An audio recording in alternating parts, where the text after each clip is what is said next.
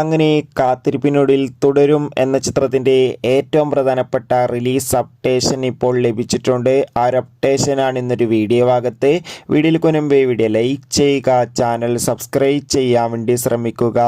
തരുൺ മൂർത്തിയുടെ സംവിധാനത്തിൽ മോഹൻലാൽ, ശോഭന, ബിനു പപ്പു എന്നൊക്കെ പ്രധാന കഥാപാത്രങ്ങളായെത്തി ഇനി വരാൻ പോകുന്ന ചിത്രമാണ് തുടരും. എല്ലാ സിനിമാ പ്രേമികളും ഒരേപോലെയാണ് ലാലേട്ടൻ്റെ തുടരും എന്ന ചിത്രത്തിൻ്റെ ഓരോ അപ്ഡേഷനും അറിയാൻ വേണ്ടി കാത്തിരിക്കുന്നത്.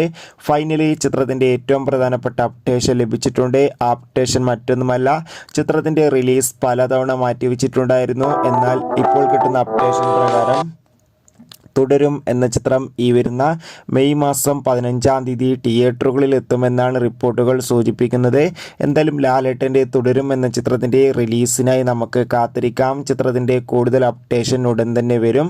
അപ്പോൾ അടുത്തൊരു വീഡിയോയിൽ കാണും വരെ ഏവർക്കും ബൈ ബൈ.